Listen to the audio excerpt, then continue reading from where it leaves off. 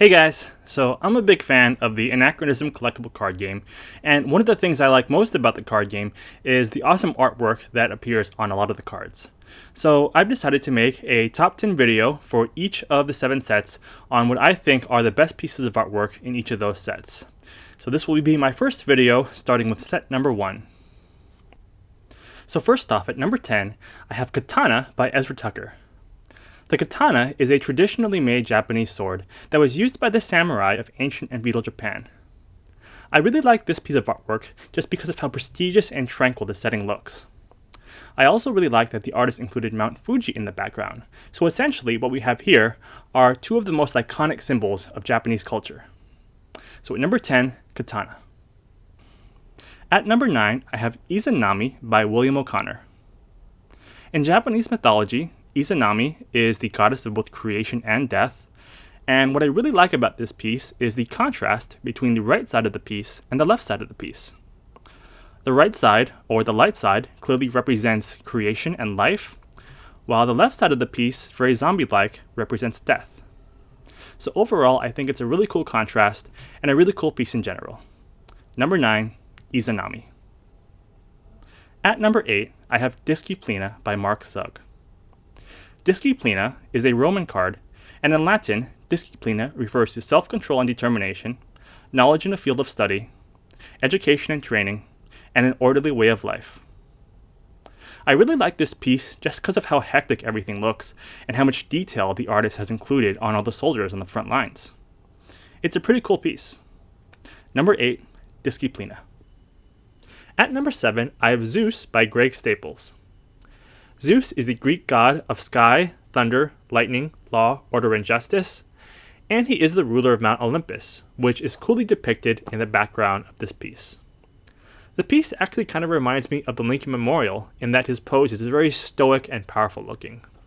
So at number 7, Zeus. At number 6, I have Jupiter by Michael Cormack.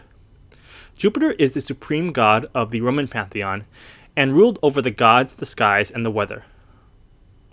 The Romans actually regarded Jupiter as the equivalent of the Greek god Zeus.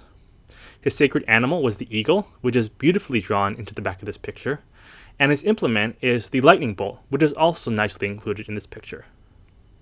So at number 6, Jupiter. At number 5, I have Dane Axe by David Ho. This is a Norse card. The Dane Axe was an early type of battle axe used during the transitional period between the Vikings Age and the early Middle Ages.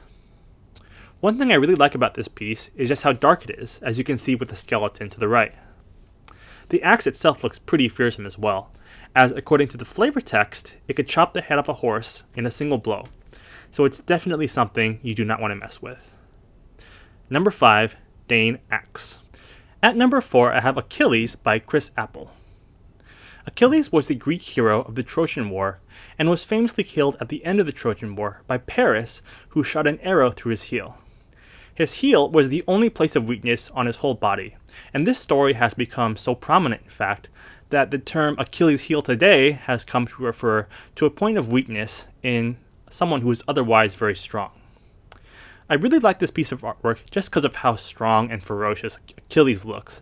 He's wielding a huge shield, just demolishing 3 other guys, and overall just looks like a total force of nature. So, at number 4, Achilles. At number 3, I have Pluto by Alan Pollock. This is a Roman card. Pluto is the ruler of the underworld and rules over the souls of those who have fallen in battle. What I like most about this piece is, of course, just how monstrous and ferocious that 3-headed monster looks. I also really like the vibrant colors the artist used. So at number 3, Pluto.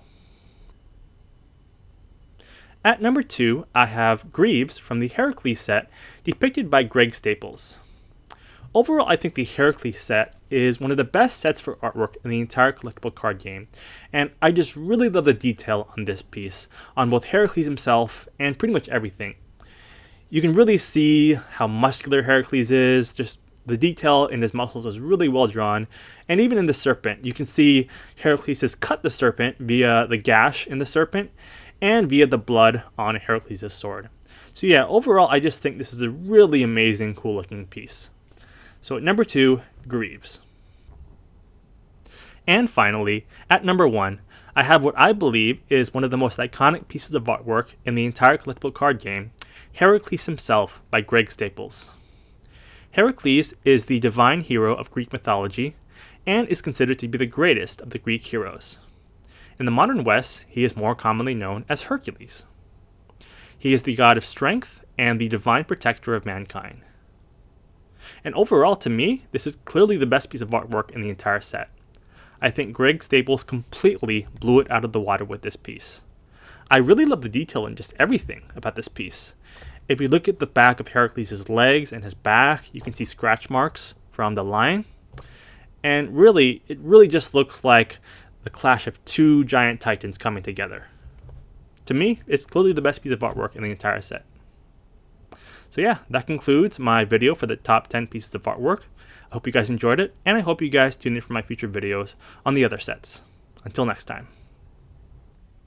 Thanks for watching, and be sure to check out my other videos related to this card game.